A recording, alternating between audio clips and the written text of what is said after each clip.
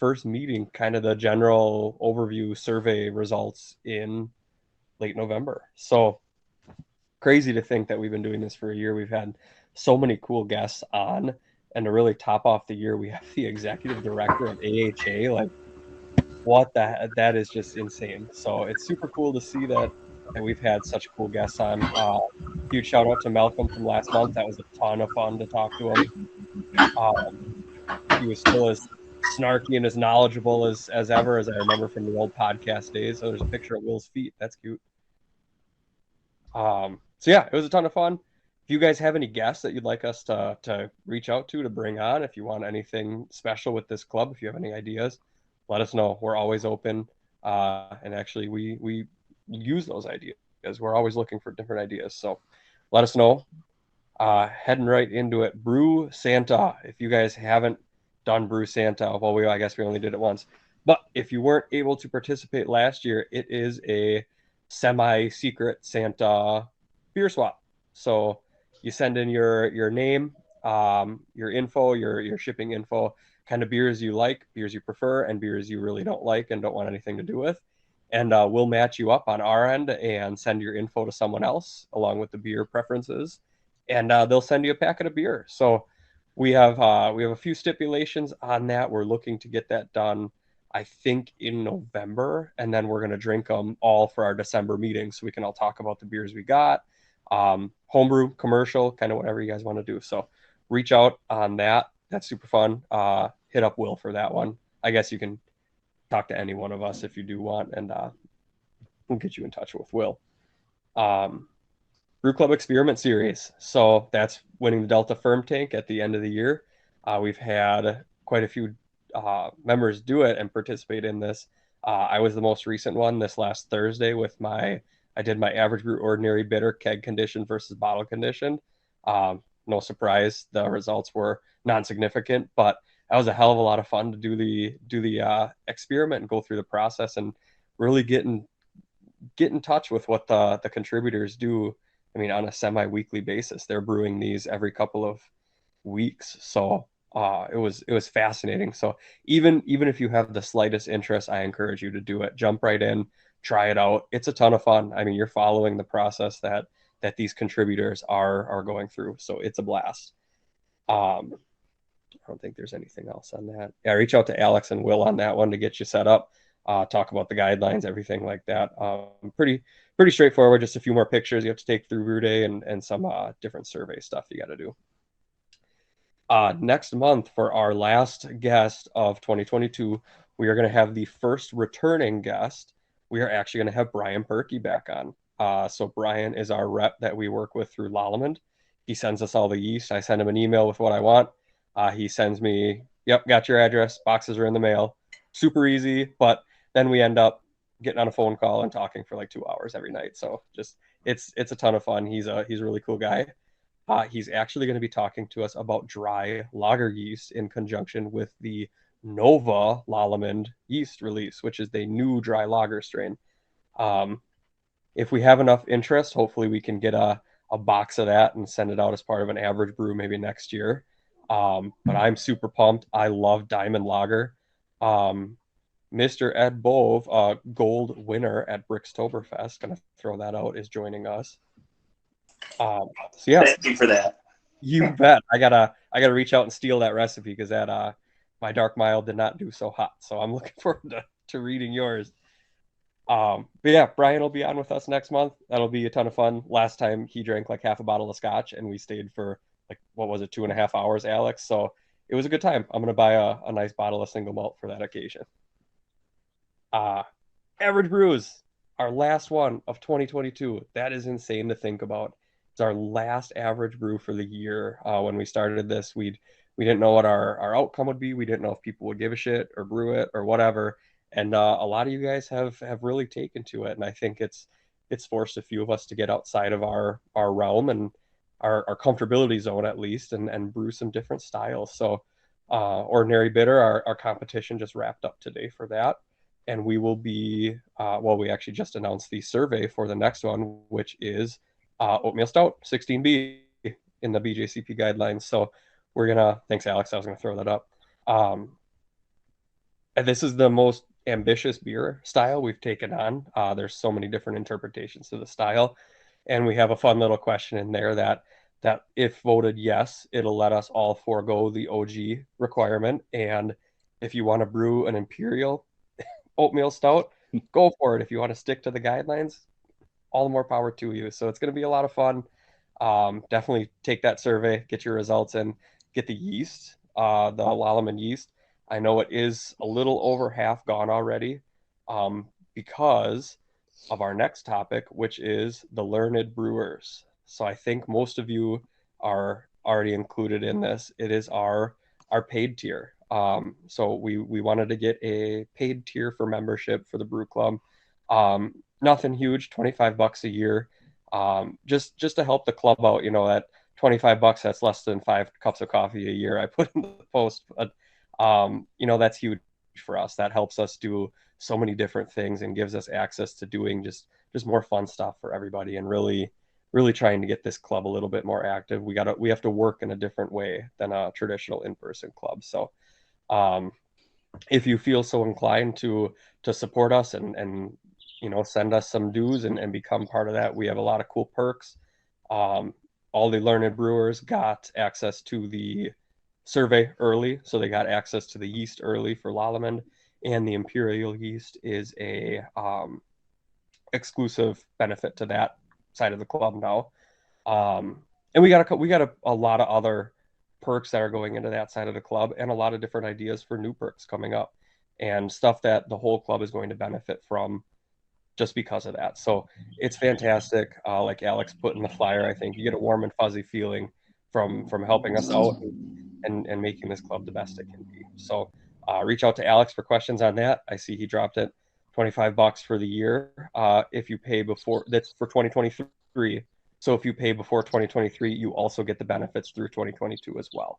Um, so if you have any more questions, any suggestions we can do, you think we're nuts for doing it, let us know. One of the benefits that we have for that it's going to make possible for us to do is Discord trivia night. So there's a cool little bot on Discord that I discovered through a different Discord server that I'm a part of that does trivia for us. I mean, I type in a little code and it just plays. So it'll be super cool to do these sort of new little fun things just to get the club together outside of just our meetings and Facebook group and Discord and stuff, and have some fun and talk about some beer stuff and maybe talk about some not beer stuff. So that's one thing that we'll start. Expect the announcement in a couple of weeks, and we'll do monthly, every other month. I don't know, whatever people want. Um, yeah, that'll be super fun. And now introducing our guest for this month, the executive director of the American Homebrewers Association, which I'm pretty sure the majority of us are a part of and are members of, Julia Herz. Thanks for coming on with us. Hey y'all, how you doing? You hear me okay? Yeah, you bet. Glass raising cheers to say you hear me. I love it. I see only pictures for some of you. Totally respect that. Totally invasive and wild that we're still all virtual. The ones that are showcasing your face, thank you. It's helpful as a speaker to see people. So you're doing your part to help your brethren that is not showing themselves. But I'm sending you good wishes no matter where you are. I'm talking to you from my home in Lyons, Colorado. Out that window, out the window in front of me, about 25 minutes, is the main offices for the American Homebrewers Association and Brewers Association. Boulder, Colorado is where the BA and AHA started. Out the window that I was originally talking about 5-minute walk or golf cart ride, because we would drive golf carts around our town, is the original Oscar Blues. I know you all are intimately familiar with Oscar Blues because Texas, Oscar Blues has their location. I recognize that this club is located in Houston, but just to kind of give you a little reference of where I am, and this is my home office. Super excited for Alex to give me this opportunity. I am a homebrewer through and through. It's how I started in the whole beer biz. I've worked at the Brewers Association, believe it or not, collectively for 16 and a half years and counting. I did sales. I was the craft beer program director. If you see the independent craft brewer seal at any beers that you buy, I helped create that. I was the publisher and originator for craftbeer.com. And really in, many years of my time at the BA, as the program director, worked on beer education. And when I started in 2007 in that role, people weren't always drinking beer out of a glass as much. And, we didn't nearly have as many homebrew clubs or home brewers. And today it's amazing stat wise, to just kind of give you a big picture, because some of what I can bring to the table is a national view to all the local clubs that I get the chance to talk to is in our database. And I will friskily try to see, and maybe I mess it up, but maybe I can share my screen. Let's give it a go. Give me a second. Share your screen. No, we did not test this earlier, but we're going to give it a go. Oh yeah, I'm totally going to be able to do this. So y'all should be able to see homebrewersassociation.org. Thumbs up. Yep, it's working. Right. Yeah. So in your course of being a home brewer, whether you're a member of the American Homebrewers Association or not, this is the main website that we use as kind of the workhorse to get the information out there. It's an incredible asset to use. Again, a lot of the content's not member only, but some of the really juicy stuff is. And I wanted to bring this up for a few reasons. Here's homebrew clubs. There's 2,200 homebrew clubs that we list. Alex, whether I'm missing this or not, I don't know, but we're not seeing y'all. So when I look up Texas, I had you in my database, so maybe there's a misspelling or something. But you've got a lot of good clubs to network with. And if you go to Houston, I'm not seeing y'all. So after this, I'll send a follow-up email, and I'd love to see you all get listed. Here's who we've got for Houston. And that out of Fresno, California, right, Alex? Yeah, I think part of the confusion is we don't really have too much of a proper home base because we're kind of I guess a worldwide club, you might want to call it, where we've got a couple thousand people everywhere. And so that just helps explain so much when my research and poking around your Facebook page, and I'm like, what is going on? And then the application came from Houston. So great, makes sense. And I love it. I will go back to kind of big picture stats. So 2,200 homebrew clubs. I don't know how many of those did make it through COVID and have come back. And I would also say a big percentage of those has now become more social drinking clubs and appreciation versus brewing. And it's interesting. And so one day I'd like to get a better handle once we, spend more time going back into the database. Also on homebrewersassociation.org, and since you're a global community, this is even more relevant. We have our shop directory. So up here, are you able to now see it says find a homebrew supply shop at the top? Yeah. Great. Sometimes when you share screen and you go to the next web page, it only shows the old one. So thanks for confirming that. So we have about 620 supply shops in this database, including online. And I think that's important for trends. And I'll keep kind of sharing and then not sharing. I think it's interesting to note that I've talked to, many shops at this point since taking over as the executive director for the AHA in December of 2021. And I'm not so sure they're having an easy time. It's a mixed bag. Some I talk to, and y'all are nodding, really get it. They're savvy. They're using current modern technology. They've kept pace. They've certainly became online resellers as much as brick and mortar. But then others maybe are more mature in years. They don't have a succession plan, and they just haven't kept pace with technology to sell and compete. So of those 600 plus shops, when we really do another audit for it, I predict potentially, and I don't want to create a scare. I more so want to bring attention to the concern that maybe we have, a couple hundred less. Maybe we only have 400 or 500 in several years. And it often is surprising to me, but yet it's not, that, Amazon's becoming one of the largest homebrew shops, and they're not really a shop. They're just a reseller. So a lot of people are buying from shops through Amazon. And so where does that put Amazon? And so it's really interesting times to me to start to look at the space, because I've been homebrewing since my 20s. I have national homebrew competition medal under my belt for an old ale, mind you, not easy to do, silver medal for me and my husband when I wasn't at the BA. I've done multiple been a beer judge since the 90s in beer judge certification program. I'm now an Advanced Cicerone. And I brewed probably, I created a brewing resume for myself, probably more than 100, homebrew batches. And before the end of this call, I'll try to call in on my cell phone. And if I can do that, I'll walk you to show you. Oh, a little feedback from somebody right now that just joined. Yeah. Will, do you have the power to mute everybody other than Julia? We don't have it. Alex and I don't. Will's one of our other leadership guys. You did? Great. Oh, perfect. Yep, looks like it worked. Cool. Thank you. And please unmute when you want to chat. But I'll try to go on my cell phone and go mobile and walk to my kitchen, because that's, we're homebrewers. I want to talk to people about what's in their brewery, what's going on. So I'll walk you to my kitchen, and if it works, I'll show you what I've got fermenting. Here's another fun one to share with you all in terms of adventures and just setting the stage for my learnings these days. Yeah, I'm going to do this Canva presentation. Give me a sec. And you're going to see something fun. Sharing screen, Chrome tab, big picture. Okay, you should see a bunch of slides from Canva. I'm going to not do present mode because then it hijacks and then I can't see you. It takes over the whole screen, but you can see one slide right now, what's hot in home brewing. There we go. Is that correct? That's correct, yep. Okay, got it. Looks like there was a delay. So I'll talk about some of these slides in a second, but the point I was getting to right now is here's my A-liner camper. I love this camper. For anyone that has campers, total game changer for me. I've always done backcountry and tent camping, but I never had a camper.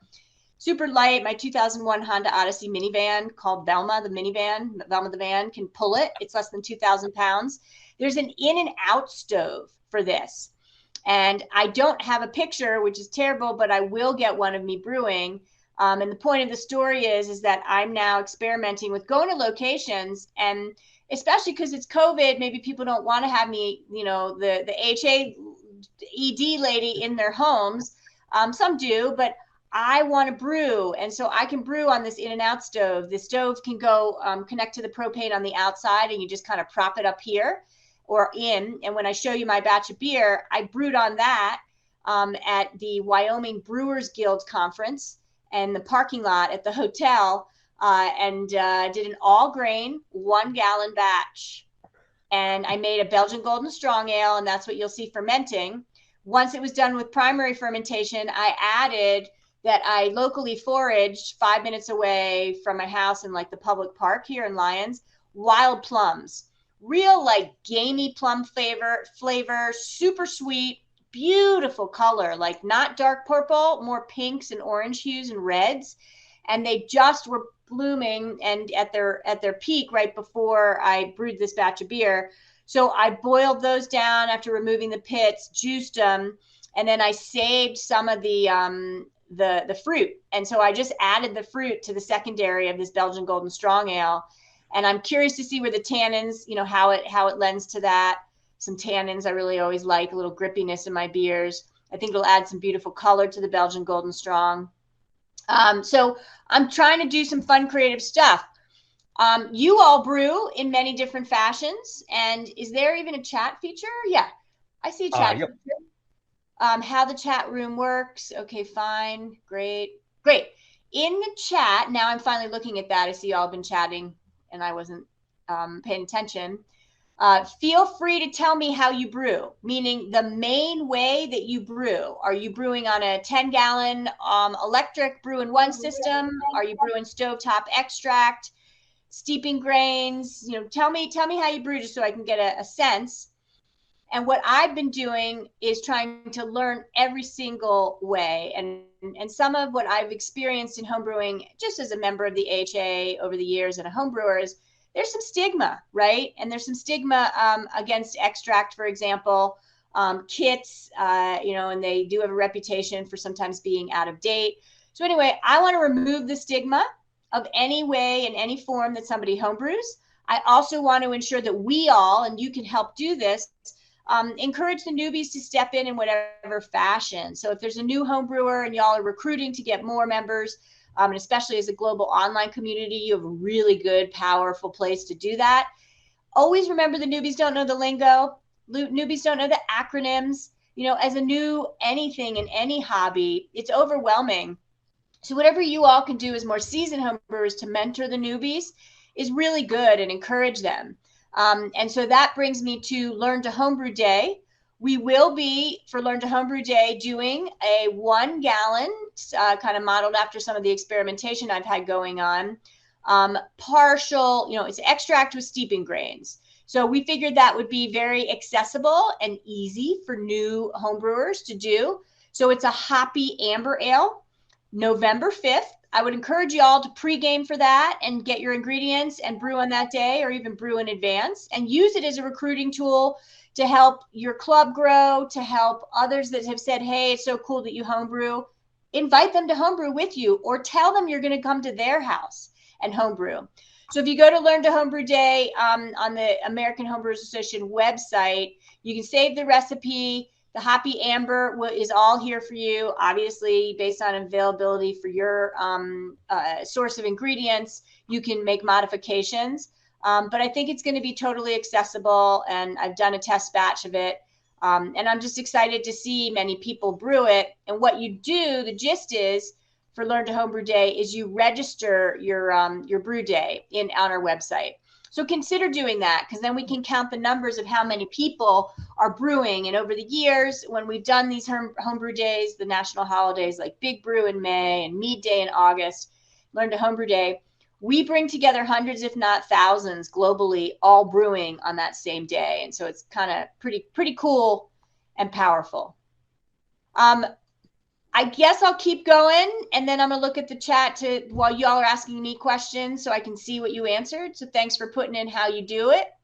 But I thought it was fun to share these kind of slides. That's probably on top of things. Like, you all are not your typical homebrew club. When I put on Twitter a few weeks ago, got 48 votes, so a good pulse. Most clubs are really small compared to you.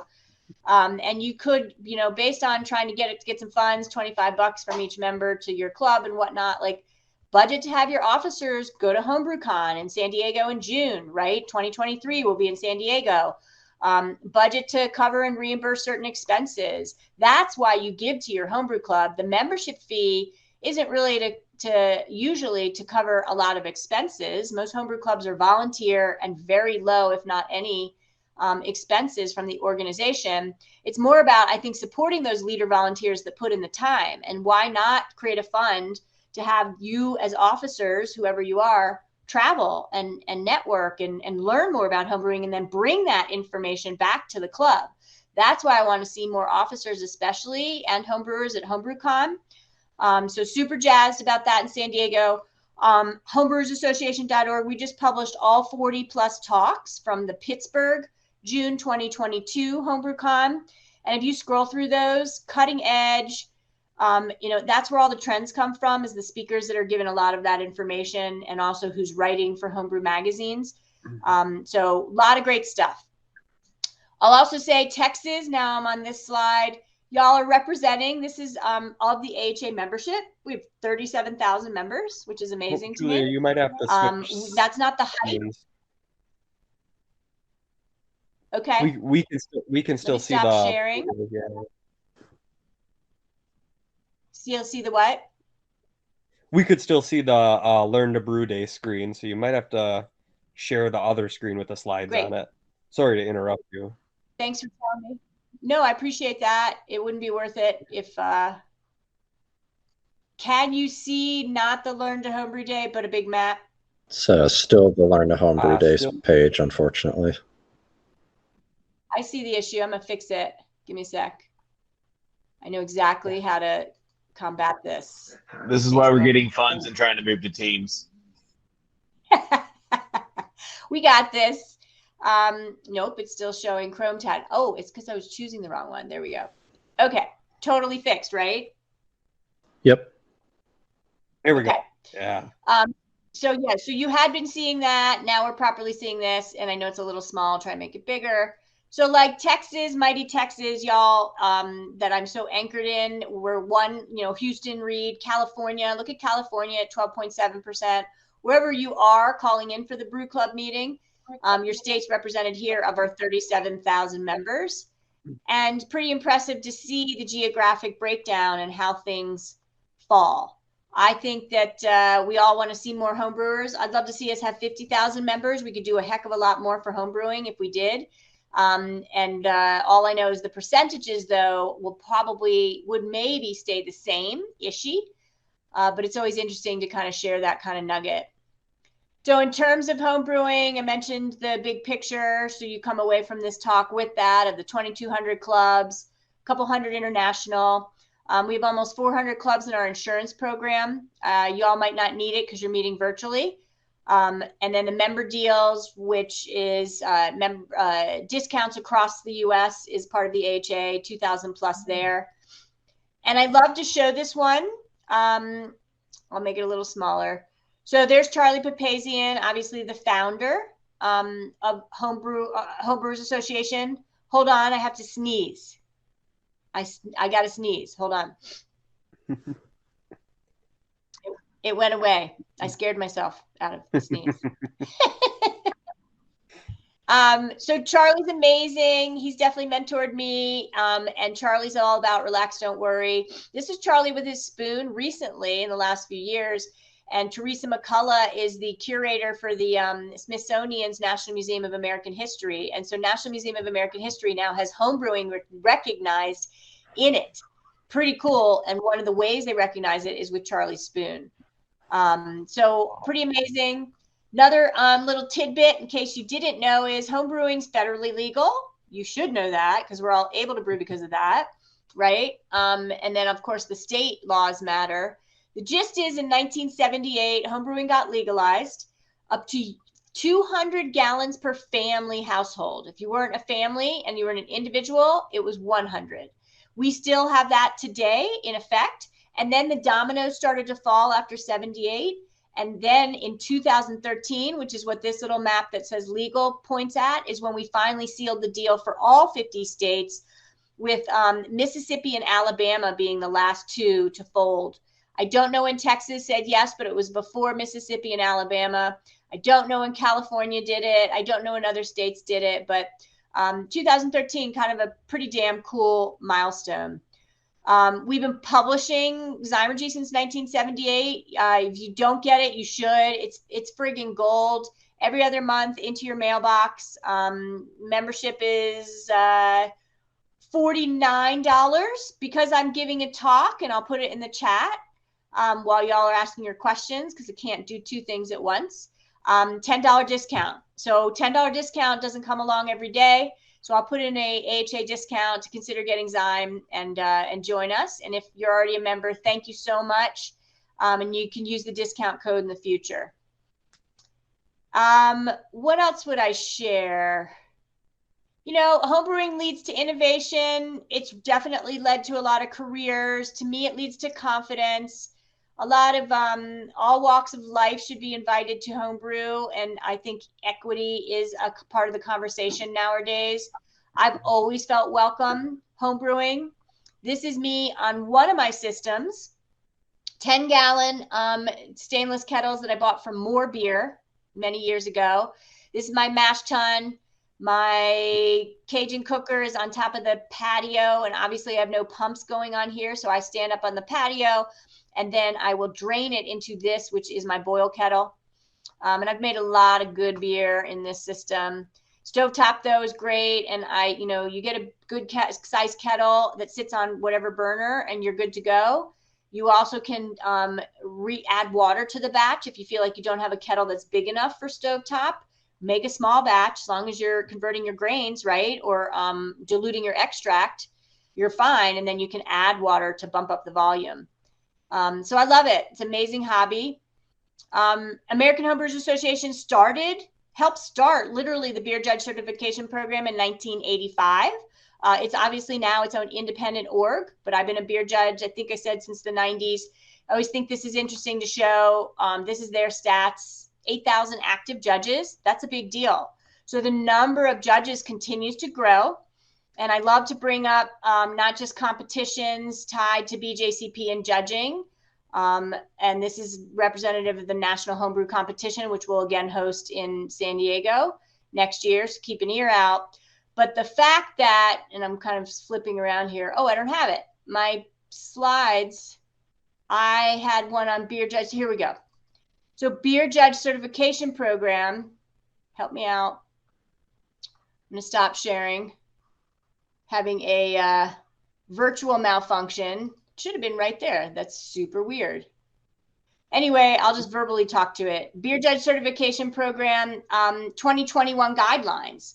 Really good one for everyone to pay attention to, especially if you're in Cicerone or BJCP studies to be a beer judge or a Cicerone, or you enter competitions.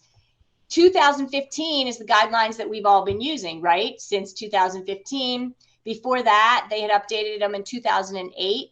So now all competitions have 6 months from basically January of this year to flip and then apply and use the 2021 guidelines versus the 2015. So it's always a good one to bring up. I don't think they made a lot of dramatic changes. Some of them are, a little controversial. They finally added Brett IPA, but yet who's brewing Brett IPA? Or sorry, Brut IPA, right? But how many Brut IPAs do you see? But there's a lot of good improvements too as a judge, I think, to the style guidelines that they updated. So yeah, I mean, we're here, we're doing our thing. In the future, if you read Zymergy, you'll get updates from me on what the AHA is up to and doing with membership resources. We're obviously focused on content, continuing to grow the recipe database. You all can contribute to that. We'd love to get you pictures of you brewing and publish that. We'd love to get the date, any of your recipes published and shared with the community. We'd love you publishing or participating in the homebrew holidays, coming to the conference. And we've got a lot of initiatives that are kind of in the queue and in the works to advance and grow the hobby. And as I said, work on making it a little more accessible, removing any of the stigma that kind of became cultural norms tied to homebrewing, I think is key. Resources are lengthy. Just ping me if you ever want to know if we have anything that's helpful, because if we don't, it puts it at the top of my mind to maybe build that, especially the more clubs that ask or the more homebrewers. Or I might just say, yes, we have this resource and point you to it. So I will stop talking. I'm going to look at your answers. I'm going to put a few things in the chat, and then we'll go to my kitchen. I'll show you my brew. And Alex, after this call, I'll send a follow-up email. And if you're willing to send that to put it on the Facebook group page or whatever, that'd be great. And then everyone can kind of see some resources that I'd like y'all to be aware of that are there to help you. Because our goal is to help homebrewers reach homebrewers' goals, right?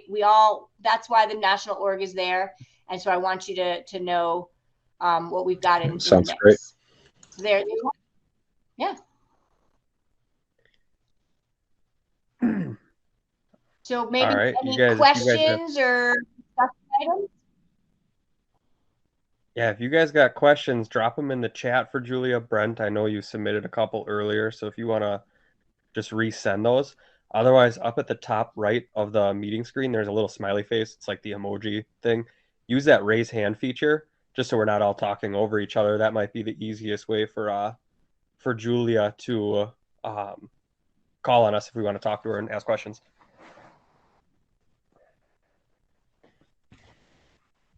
I see a few coming into the chat, Julia. If you want me to read those off too, I can. Yeah, if you can, that'd be great. Yeah, you bet. Let's jump back to Brent's question he sent right in the beginning. Do you think that National Homebrew Competition will move back to the regional model, or will it stick with the single centralized competition? I get it. I'm a homebrewer too, and entered our competitions during my intermittent not working at the BA phase. And I love the regionals and first round. One of the big reasons that you did have that interruption was because of the complexity to host 10 plus regional locations, and then COVID hit. But we are somewhat getting more seasoned again with the new team that we have in place. And we will be looking to confirm our direction for 2023 before the end of the year. So stay tuned. I hear you loud and clear, and I'll just leave it at that. Awesome. Good to know. Sorry, I'm getting another beer here and it's dark. Chris asks, how much work is the AHA for you? I believe it's your full-time job, right? Yeah, it's my full-time job. Absolutely. I mean, 37,000 members. We have a lot of communications that do come in. And by the way, if you're a member, we have a whole team. If you ever have challenges logging into your, account or anything like that, people often don't know they can pick up the phone and call us. So yeah, it's my full-time job. I travel a lot for the AHA too. I'm judging in as many competitions, brewing as much as I can. And I hope to do it for many years. Awesome. Just out of curiosity, how big is your team? How many associates do you have? So it's an entire organization. So there's the professional side on the Brewers Association side. And for those that don't know the Brewers Association, the BA hosts Great American Beer Festival, for example. It grew from the AHA. First, it was the AHA, and then it grew into the professional side. So now the Brewers Association, that's kind of the parent org to the AHA, has a marketing team, has a events team, has a government affairs team. So the team is both for professional and AHA, and it's about 40 people plus. I will say that the professional side certainly keeps them rather busy, but it's pretty cool to be in the care of really seasoned authorities in their roles. And I think that homebrewing will only benefit from that model. Awesome. Yeah. Ed says, how can you provide some suggestions on food and beer pairing? Help explain how some of that works in general.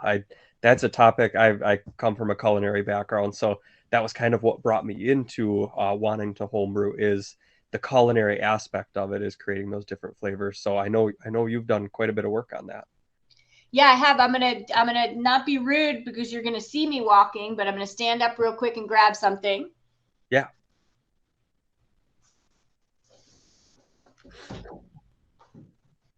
So Is it the book?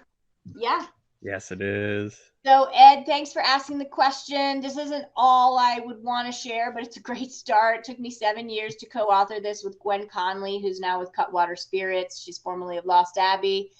And when I came into the role as craft beer program director, my previous one to this, I had to speak as an authority on pairing, but I only knew how to speak as an authority on beer and beer styles and judging and brewing. And so I was really troubled by that. I also noticed a lot of brewers can't speak as authorities on pairing. So in 7 years, I scripted my part of what I wanted everyone to know, if I could educate those in food and beverage on pairing. And so back to the question, one of my favorites is fettuccine Alfredo, an American IPA. We also have a whole chapter on this American IPA and that burger, like literally a whole section, sorry, not chapter, section, because you could take a plain burger and sure, that bun, which is more of a advanced bread bun compared to just a general white hamburger bun, the flour and the notes in that bun are going to really marry with the pale malt notes in the IPA. But the IPA, the American hops, and I think of American hops as either citrus or the forest. Like, actually, let's get better at that. The tropics or the forest, right? American hops are either clementines, pith of grapefruit, passion fruit, etc. Or you go to the forest with some of those American hops, pine, spruce tips, right? Juniper. Well, the hops for this find their way to the blue cheese in this, right? Blue cheese has almost that like gamey, stinky blue vein. And that is what makes blue cheese so amazing. But if you think about proper forest American hops, the flavors, they so work well with the blue cheese and the blue veins there. Then you got a snap from this purple onion, like a real tart, sharp snappiness. That actually brightens up your palate as you're drinking this IPA. I think that the interplay of pairing is powerful, where food makes beer better. Food can make beer worse too, but it should, for a home run pairing, make the beer better, and beer should make the food better. 1 + 1 = 5. Well, and I haven't even gotten to talking about the burger and how it would work with the IPA, but you kind of get it. You want a home run pairing. And so there's reasons behind that. And so anyway, back to my one example besides that is fettuccine Alfredo, an American IPA. Back to the forest hops, especially if I put some rosemary or sage over that fettuccine Alfredo, then the forest notes of the American hops in that American West Coast IPA are going to bridge and echo and marry over to those herbal notes from the sage and the rosemary. And then the umami of the Parmesan and the cream and the fat and the heavy, dense nature of that fettuccine, because an American West Coast IPA is intense enough, right? Intensity is half the battle in pairing. It's going to stand up to that fettuccine and not get washed away and kind of canceled. And I love that the residual sugar in the American IPA still can shine a little bit. It actually marries with the sweetness in the cream from that fettuccine, and in pairing often works very well with acidic things work very well. If you had a Berliner Weiss, I love to get people to pair a Berliner Weiss and a dill pickle. Try it. Go get a Berliner Weiss, pair it with a dill pickle, and you're going to taste that Berliner Weiss transform. It's going to push down the low level acidity that was really in that delicate beer dominating. And then you're going to actually taste the wheat malt notes and get a sense of what's going on in a Berliner Weiss way over that lactic acidity because of the acidity in the dill pickle brine juice. So anyway, I just love talking pairing. Wow. Food is such an interest to me. I mean, I coming from that culinary background and seeing the different pairings that I actually, Alex dropped it in the chat and I just ordered my copy. I just got the confirmation because that's just fascinating to me. Now, just out of curiosity, because you mentioned IPA and Berliner Weiss, flipping to the opposite end of the spectrum, Imperial Stout. What do you do with that? Okay, and you all will have your answers. The cheat is always chocolate cake. I learned from Ray Daniels, one of my mentors beyond Charlie. I've had some great mentors, that flourless chocolate cake is a better place to take it. And Imperial Stout, can work really well with a dry rub, properly aged. I think I like the outside of my steak. I'm saying steak to pair it with. Charred. It's called like a cowboy char. Go to Wyoming, get the best cowboy dry rub char. I'll take you to Alpine Chop House. You will be floored. And you pair that with an Imperial Stout, and I think it would work with that type of entree. And, put it with some potatoes that give you some starch and girth, and slather some butter on those potatoes and some sour cream, and mix that in while you're drinking your Imperial Stout. And you would have I think a great meal. So it's not just dessert with Imperial Stouts. That'd be silly to me. That's where I see it going a lot locally, and I'm in central Wisconsin, so I don't know if there's a ton of really seasoned beer pairing professionals around here, but it's always, you get that Imperial Stout with the dessert, whatever it may be. Usually there's chocolate or something like that, and it's finishing the night off with the heaviest beer, and that's usually, I mean, your palate is so fatigued by that point. So I was just curious, but I'll have to try it with a steak next time I fire up the cast iron pan. Yeah, give it a go. So Dick threw in the chat. We're hungry now. Thank you for that. Yeah. So you started working in sales, but if someone wanted to start a career with the AHA, what other avenues are available? Well, we don't have a lot of turnover, minus the layoffs that the organization did go through. And that was really a tough one. That's frankly why I left my craft beer program job. I was one of the layoffs. But the brewersassociation.org, not the homebrewersassociation.org, but on brewersassociation.org, at the bottom is work with us. And that's where we post all our job listings. At minimum there. We definitely spread the job listing around in many places, trying to get as diverse a candidate pool as possible. But that's where I would monitor if you were interested. And you can also check out the team to see what roles we have currently filled. And I mentioned a few of those departments: events, marketing, government affairs, membership is a robust department for us, and the like. Awesome. I think I skipped one of Will's questions up here. As a brew club and as homebrewers, I'm spread out around the country and around the world, how do we promote diversity in this hobby? Because I know it's a male-dominated hobby and industry for sure. How do we promote that diversity, and what steps can we take? I truly appreciate this question. I'm going to take a moment to show you something while I'm answering it. And it's a rather valid and common question these days. What I want you to be aware of, and this is why this question is so timely, is, for example, we just for membership, and it was an incredible opportunity, gave the Art of Inclusive Communication webinar. It was Thursday. Y'all can watch the replay for up to 3 months, and then we no longer have the rights to that content. I would encourage you all to do that. And I'm going to show you something before I answer the question. And I do have some suggested tactics. So here's our website. I'm going to go to the American Homebrewers Association forum. Is everyone following? Are you now? It's going along. This has, all of us are on many different forums. This is one of the first. It's still very, very active. 100,000 plus are registered. It's free. We don't even require membership at this point in time for the forum. So I consider you, if you've never checked it out, go. It's a great place to ask questions. But what I think is interesting, and I'm going to showcase this. So I did a post on the Art of Inclusive Communication. And this is the, where did it go? Original post here, just announcing it. And then from there, I started to get challenged on why. I think it's stuck on the Learn the Brew Day page. I saw your cursor moving around, but it must have not flipped over. Let me do it because I'm trying to. I just want your input. Let's go back, and I've closed that. I think we're there finally. Thanks for continuing to tell me when I am not keeping up with how to use this share screen. There we go. There's so here we are. Beautiful. So this is the forum. Everyone can register for free. So I did this post to let membership know about it. And then I started getting negative comments. I find it disappointing the HA expends time and resources that nobody asked for. Then I try to say many members have specifically requested, just as you all organically brought up to me. Has the AHA gone woke is what I get, back. It's just really surprising to me. And then, there's a poll that was put up, and it's only 6 voted yes, 6 voted no. So if y'all want to say that it's of value, please vote in the poll.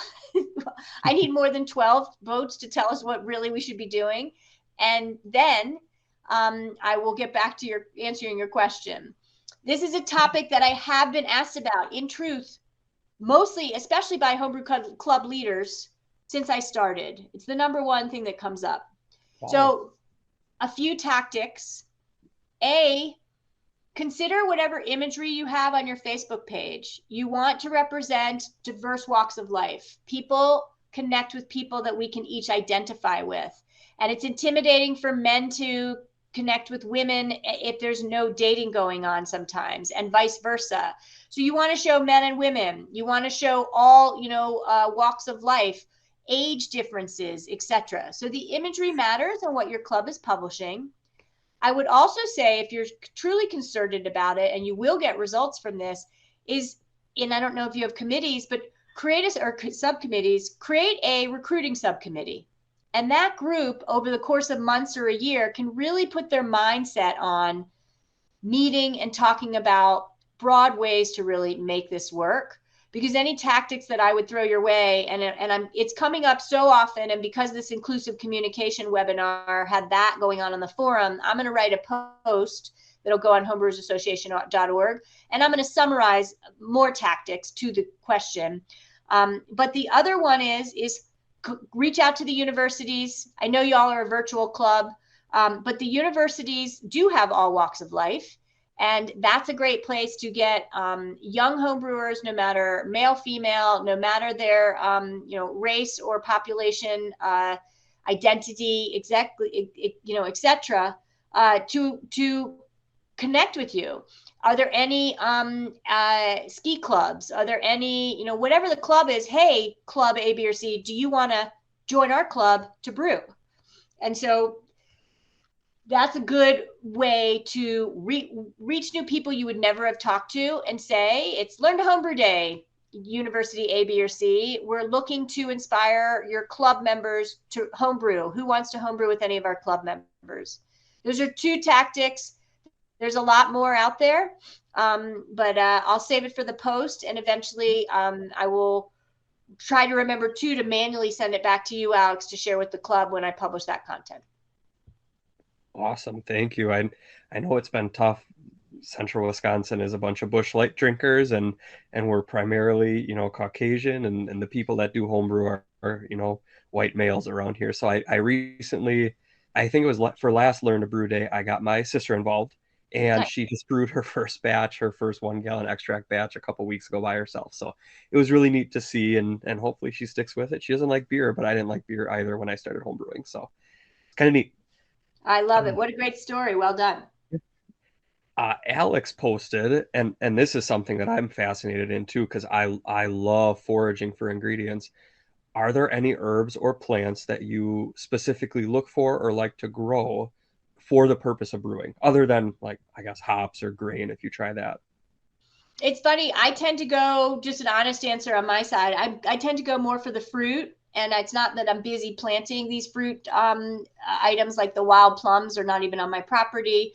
Another one is I have choke cherries that did get planted by like birds or something. Mother Nature grew the choke cherries right along my fence line. And in a minute, I'll step up and do what I said, which is take you in the kitchen, and I'll show you outside where the choke cherry bushes are. So I tend to harvest fruit for secondary. And I do have hops also growing along the fence line, but I haven't really gone to those botanicals that I would grow or forage for as much on that side. Anybody else? I'd love to see if you've been foraging for any of that or growing any of that. More so fruit for me. Okay. I did choke cherries in one of my sours this year, and that was awesome because I mean, they're so tart in general. So no, that was an excellent fruit to have. I have one more question from Chris, and then I have a question for you, and then we'll love to take a little tour here. And this one, what Chris asked, is actually quite relevant to what I wanted to ask you as well. What are online homebrew clubs doing to keep participation up? We're totally online. We have to work a little bit more, I don't want to say harder than regular clubs, but just in a different way. What have you seen online homebrew clubs doing to keep participation and keep people involved? So it's an interesting one because you are a bit of an anomaly along with the Brewing Network, who also has a club that's kind of not all in one geographic location. So my answer doesn't help you because the tips that I've heard are from people that are meeting in clubs in this fashion that you all are, but are in the same region. And in that case, they tend to drop off homebrew at a local homebrew shop, and then they make 6-packs, and then homebrewers can go to that shop, pick up the mix or sixers before the meeting, and then you all have the ability to taste each other's beers. So geographically, when you're all over the world, that makes for a way different ballgame, and I definitely have to think about that.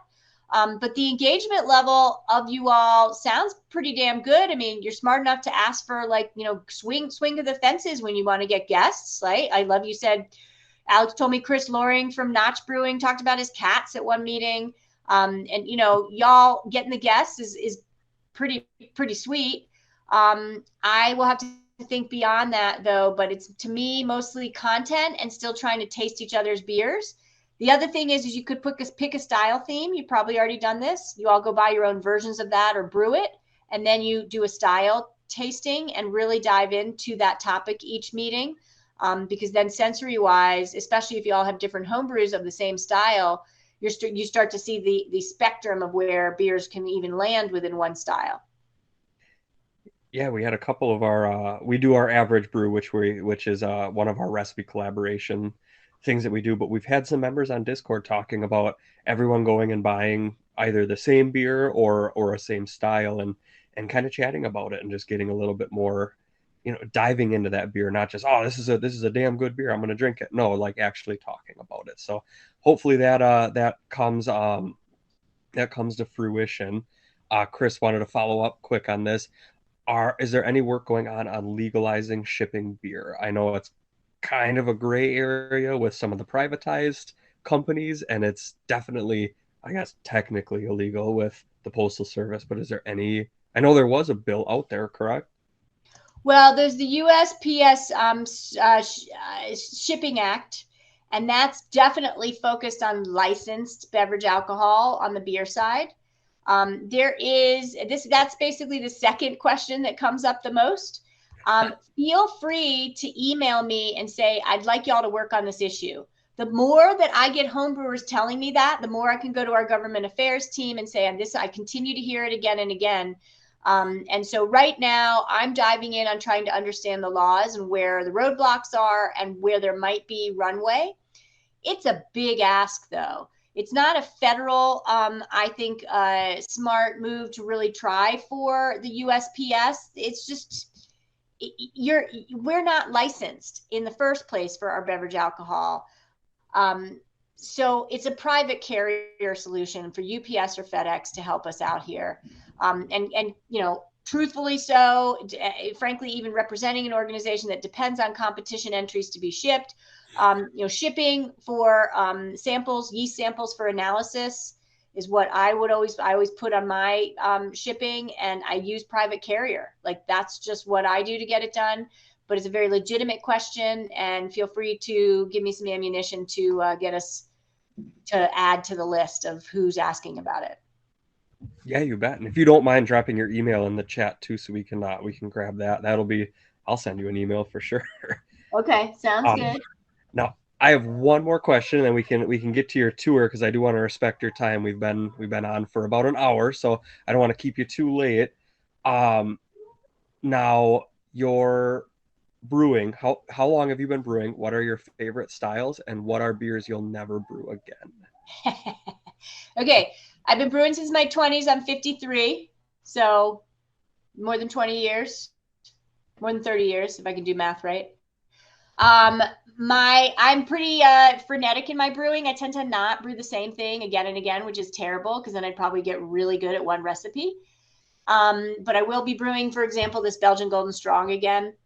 What I will never brew again, I do meads. I used to have a website, honeywine.com, and I helped create the International Mead Festival and Competition. Did a lot of work in the mead space, and I love mead. And so my husband and I, speaking of foraging, got from my mother-in-law, who lives in Longmont, and it was the wrong grape to work with, basically. Concord grapes. Think Welch's grape juice or jelly and jam. So we did a piment, which is part grapes, part honey. The grapes were these Concord grapes. And like from the get-go, I never even liked the grapes, never mind adding them to the mead, but I just did it to make my husband happy. And I was just so pissy about that entire piment. We ended up calling it Pissy Ass Piment. And every time we'd like transfer it, or like, you know, I don't know, then when we bottled it, or then we'd open a bottle, like it was in our cellar, I was just like, it's getting worse. Like, it just did not work. So never again for a Concord grape piment. Awesome. And Will wants to follow that up with one more. Desert Island brew. You're on a desert island, you can have one beer for the rest of your life. What is that? I mean, I want to say two. I was going to say, because it's top of mind right now, I mean, I love a good finishes dry, properly done West Coast IPA. Like, that's just one of my home-based styles. I will say that a proper English bitter is really my day-to-day style, because it's more sessionable than those IPAs. In Denver, if anyone ever comes out, you've got to go to Hogshead. Like, it is one of the best breweries in the country, and they are doing authentic English bitters in such a sweet way. And they have, it has discernible diacetyl intentionally, right? It's the head brewer, the owner, Stephen Kirby. I can barely understand him. He's from somewhere in the UK that's like so ingrained. He has like a dialect, and he's got a wild accent, and he's super rad, and he friggin' knows English beers. So the Chinwag ESB from Hogshead. And if I could brew that, I would, but I'm not Stephen Kirby. Although I have tried many ESBs. That's probably the recipe over the years that I brewed the most, beyond a cherry stout. Cherry Chica Stout, we published that recipe on homebrewersassociation.org. And I love making a cherry stout as well. Awesome. And Dick asks, what your favorite swill beer? So I'm assuming he means like beer or something like that. Like a crusher. You're just gonna have it. I mean, it's Lighthearted by Bell's. Like it's Bell's. It's a really good 3-some-odd% ABV beer, and I feel satisfied by it. The NAs are getting much better, but near beer is more my thing. And I really like having a 6-pack of that around. And then I always have in my fridge Sam Adams Boston Lager. It's one of the most complex lagers out there, and it gets a bad rap. I don't know why. It's got, back to diacetyl, it's got a low level. I've talked to Jim Cook personally about this. Intentional low level diacetyl to give it a little mouthfeel and to give it some girth, but you don't taste it. It just takes the malt to maybe a little bit more caramel place. If you get it fresh, it's so good. Like German noble hop, bright notes. It's decoction mashed. I don't know if anyone knows that. I mean, they go through so much trouble for Boston Lager. And if you can find it in the can, it's super fun to drink out of the can. It's a custom can that Sam Adams designed. It's a bigger mouth. It was designed to mimic drinking out of a glass. It volatilizes out CO2 easier. It's a bigger opening. Like, it's a super cool can. So give that a try. Wow. I love Boston Lager, and that's kind of what introduced me to down the Vienna Lager route, and that, like, amber lagers is just, that was such a good introduction, and I've never been able to get one even close, and I don't really expect to. If I did, I'd be a professional brewer. Hey, so if I can jump in here for a second, I just want to say, thanks, Julia. I've been an AHA member for on and off for many years, and honestly, like, I don't know some of the names of people like that were in your position before. I ran into you in AHA at the HomebrewCon. I think I owe you an email there. I think you've just been generally energetic about the hobby and passionate about it. The videos you guys put out, like that you put out, if you haven't seen, she's got some videos on the AHA YouTube channel. They're just like fun. Like, homebrewing is fun. Like, brew beer, it's great hobby. And I see you on the online forums too, where, like, before I never saw anybody from the AHA on online forums. Like, whether it's, people like saying, the AHA is crap or AHA is great, like, just listening to some of the feedback. And I think that's what we need. I think we need some people that are, it's not some corporate organization out in Colorado that's like setting some dictate about what is homebrewing beer. It's passionate homebrewers that are like enjoying the hobby and celebrating that with others. So I definitely appreciate your role and you're clearly putting, you're contributing to the hobby and you're putting a lot of effort into it, and I appreciate that. Thank you so much, Brent. And I do remember chatting, and you had even said, keep up the commenting, and, it's a tough space. Showing you that forum feed it's a good example of how, people are not as if you would talk to them in person online. And so it's a scary space, but we're needing to take that space back, and we're a voice of, people that believe in the mission of advancing homebrewing. So I want people to know we are people behind the org. So you're exactly right, where we can do better to continue to say, hey, we're here. Call us, contact us. Here's how to reach me. Here's what we're working on. And the rest will work itself out. But I think that's a direction that I want to continue to push. And so your kind words are music to my ears, and that, I'm busy working hard at that. And it does matter to get out there as an individual and put your words behind who you are. So that's what I'm trying to do. All right, well, I'm going to walk y'all to my kitchen, but to do that, I'm going to have to mute this, or else it'll be the double echo. So talk amongst yourselves, and if it fails, I'll just come back here to the computer, but I'm going to give it a go. So I'm going to mute you and try it. Sounds good.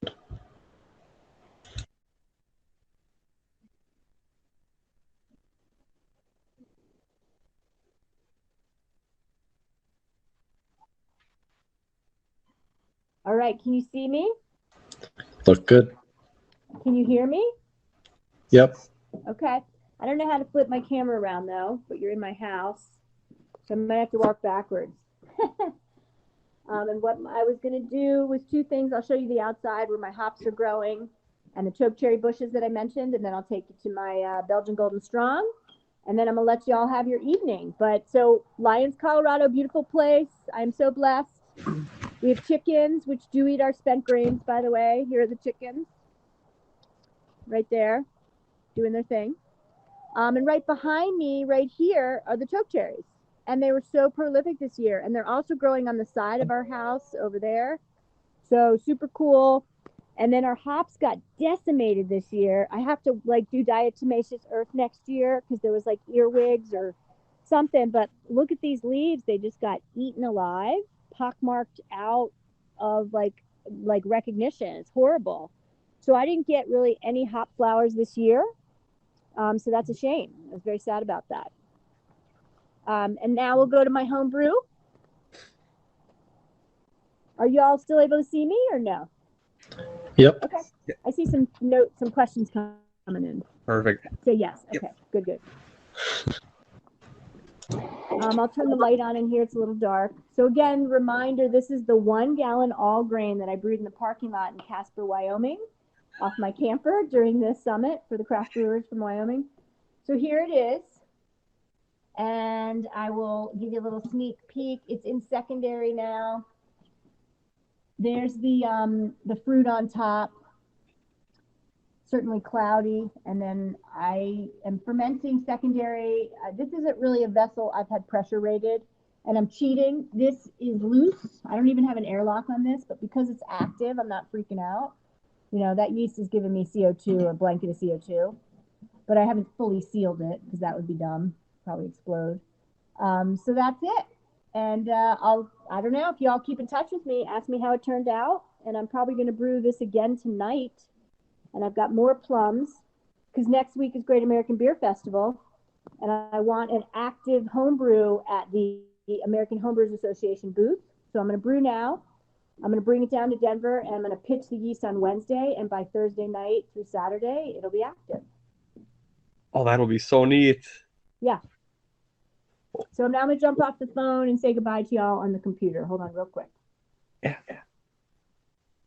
Oh, it won't let me do 2 places. That's amazing. It sees that I left the room on the computer. So I'm phone bound. That's all I got. Awesome. That's all right. Well, hey, I really, really appreciate the time. I know Alex kind of set this one up and I got thrown into hosting this meeting, but it has been absolutely tremendous talking with you. The AHA is something that I've been a part of for such a long time, and it's incredible to see the change, since you got into your leadership position with that. It's been incredible, and for you to take the time out of your Saturday evening to come and talk to us is wonderful. So really, thank you. It's been awesome. Excellent. Well, thanks to you as our host on the fly. You did a great job. You're born for it. Thanks, Alex, very much. And keep in touch. You have a connection now. Reach out. Ask me any questions about resources. As I said, Alex, I'll send the follow-up email for info to maybe drop into the Facebook group.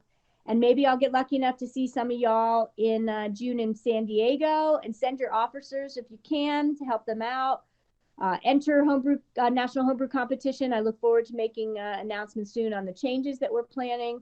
But I appreciate you all sharing your Saturday evening with me. I can't believe I didn't have a beer. I spaced that before the call, which is funny. I usually have a beer in my hand, but next time, and have me back in a few months. I'd love to connect again, early 2023. I'd love to chat again. Yeah, Alex, let's write that down. That'll be great. Yeah, absolutely. Okay. Awesome. Be well, y'all. Take care. And if you do want that code, I put it in the chat. And either way, keep in touch. Use the AHA forum, and we'll see you later. Take care. You bet. Thank you. Bye. Bye, everybody.